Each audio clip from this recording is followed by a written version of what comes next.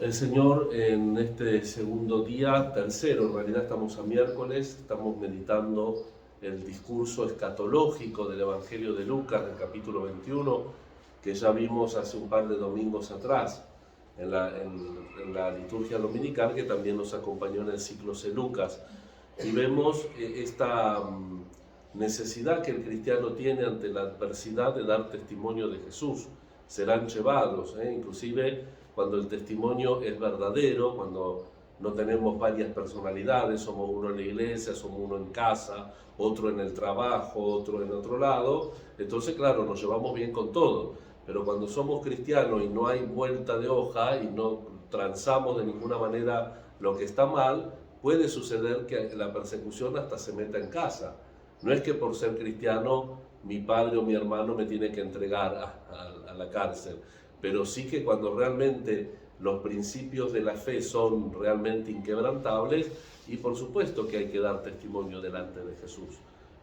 Y Lucas lo sabe bien, porque cuando escribe el Evangelio ya pasó una muy fuerte y mortal persecución por parte de Jerusalén, y está comenzando la persecución por los romanos, que duró un montón, ¿no? El Imperio Romano. Y ni que hablar que en todos los tiempos, siempre en algún lugar de la tierra, como ahora, recordemos lo que sabemos bien, que actualmente la minoría más perseguida es la minoría cristiana católica.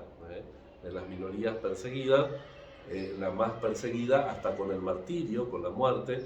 Prestemos atención ahora en la Navidad. Vemos que en muchas iglesias o de África o de Asia la gente va a estar celebrando la misa y por ahí le ponen una bomba como el año pasado. Entonces todavía sigue habiendo necesidad de dar testimonio. Por eso el cristiano combina, parece una paradoja, una contradicción, pero no lo es. El cristiano combina la alegría con la penitencia. Hay que hacer penitencia pero perfumarse la cabeza, dice Jesús. Ayunar pero perfumarse la cabeza. Hay que tener esa perspectiva que nos haga vencer como a la bestia. En la perícopa que toca hoy del Apocalipsis, Jesús pasa otra vez a imagen del Mar Rojo, el mar de fuego, con los que han tenido la victoria junto con el Cordero, porque el Cordero no solamente que nos purifica, sino que batalla, pelea con nosotros para alcanzarnos la victoria. La actitud de los santos es siempre la misma. Lo que cambia es la singularidad de la persona, que sigue siendo cierto eso de que somos únicos e irrepetibles. Si no, pongamos la huella digital. Si te están buscando a la policía, cuídate, porque eso es cierto, somos únicos e irrepetibles. Cada uno tiene su huella digital, y ante Dios también. Pero la respuesta es equivalente a la santidad. Entonces, sea que como estamos haciendo memoria de San José, en este miércoles, como la Iglesia nos enseña tradicionalmente, o que pudiéramos hacer memoria de los otros dos santos que la liturgia nos propone hoy, San Clemente I, que es el tercer papa, está en la plegaria eucarística número 1, Lino Cleto Clemente. Clemente I conoció a San Pedro y a San Pablo y le escribe una carta, que es una carta que nosotros tenemos, y que se la escribe a la iglesia de Corinto. Fíjense, ya había muerto lógicamente Pedro y Pablo, Clemente era el Papa de Roma, había conocido a los apóstoles y ya la iglesia de Corinto estaba desanimada. Entonces Clemente le escribe para animar. No tenemos que tener miedo de esas cosas. El desánimo, el cansancio, el volver a comenzar, el enfrentarlo con la época, con la edad, con los achaques, no nos tiene que hacer bajar los brazos, sino todo lo contrario, porque es la experiencia de la Iglesia y de los santos de todos los tiempos. El otro santo que pudiéramos celebrar hoy, San Columbano, es del siglo VI, mediados del año 500.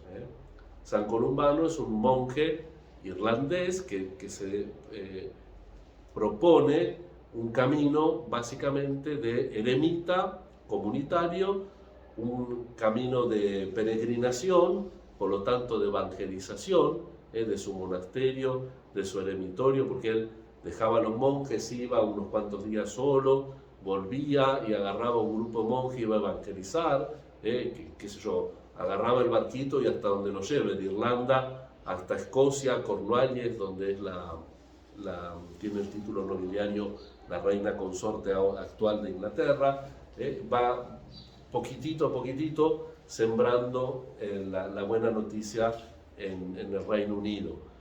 Pero además nos dejó en la historia una regla donde no tiene muchas cosas prácticas, por eso después la Iglesia utilizó la regla de San Benito para casi todas las congregaciones, junto con la de San Agustín, por el tema derecho canónico, tema práctico. Pero también, sobre todo en algunas regiones del mundo galo, utilizó la regla de San Columbano, la Santa Sede. ¿Por qué? Porque es una regla espiritualmente muy rica, y entonces nos muestra la importancia de la penitencia. Pero no de la penitencia como llorar, la penitencia como no, tratar de no pecar, sino la penitencia como llorar los pecados cometidos. Porque dice él, tenemos que imitar la obediencia de Jesús. Y si estamos cuidándonos de no pecar, siempre vamos a pecar, porque o somos torpes o no tenemos la voluntad fuerte como debiera. Entonces, ¿qué tenemos que hacer? Llorar los pecados cometidos, sensibilizarnos, entender que no tenemos que pecar porque tenemos que obedecer con Jesús. Esa era la intuición, y por eso en su reglita también tenía muy de manifiesto esa contribución, que después significó el paso en la Iglesia Latina a la confesión. Estamos en el 500, no se olviden que estamos en el 500. En el 500 vos te bautizabas y te podías confesar una sola vez. Si metías la pata no había forma. Estamos en el 500. Entonces, a través de la penitencia, por ejemplo, de San Columbano, de varias partes de la vida religiosa de Europa, van surgiendo, y el sacramento de la confesión frecuente o relativamente frecuente, como lo conocemos ahora, comienza en el siglo VI, o sea, en el año 600, 700 de nuestra era cristiana. Es importante que lo sepamos. Entonces, la penitencia del monje era una manera de mantener vivo el bautismo y mantener viva de alguna manera la relación con Dios en la penitencia. Yo creo, y con esto termino, que tenemos que volver a un cierto espíritu de penitencia. A mí me daba gracia en el seminario porque yo conservo la costumbre todavía de no comer carne los viernes. En casa no como carne, y entonces algunos se hacían los top, los superados, no, porque comer carne a mí me da igual, yo hago otra penitencia. Y los tontos o las tontas no se dan cuenta que cargándose el símbolo comunitario de la penitencia, te cargas la penitencia misma, porque vos te privatizás. Es una penitencia confort, es mi penitencia. Entonces yo me siento en mi sillita de penitencia y hago la penitencia que yo quiero, pero no, somos un cuerpo, Cristo es la cabeza. La penitencia, tiene que haber un gesto de penitencia comunitario. Y el que me diga lo contrario, que me lo demuestre que después la penitencia individual es efectiva. Hay que volver a un gesto de penitencia, no penitencia de quedar sangrando, no seamos, porque eso es una manera de negar la cruz de Cristo, como decía la palabra de Dios. Cuidado con los enemigos de la cruz de Cristo, pero tenemos que volver a un cierto espíritu de penitencia. Y lo digo casualmente porque varias asociaciones han pedido, por dos motivos lo digo, ahora lo explico y termino, han pedido al Santo Padre que vuelva a pedir la abstinencia de carne los viernes. ¿Por qué? Porque dicen ellos, los que alientan por el tema del carbono, el efecto invernadero, que si los católicos que hay en el mundo, que son mucho menos los que había, pero hacen la penitencia del gesto común de no comer carne, no sé cuántas porciones de carne se evitarían, y en un mes no sé cuánto sería emisión menos de carbono. Lo piden con otro motivo, pero están pidiendo lo que tradicionalmente la Iglesia siempre hizo, porque eso se abolió no se abolió oficialmente, pero cuando se trató el concilio, el Papa San Pablo VI dijo, no, esto lo voy a tratar yo, porque si no van a hacer... Y agarró e hizo un motu proprio, una encíclica que no leyó ni el gato, que se llama Penitemini. ¿Leyeron ustedes Penitemini? Si lo comentamos en el desayuno. Penitemini. Bueno, ahí autorizó a que cada obispo haga lo que quiera. ¿Qué hizo cada obispo? Nada.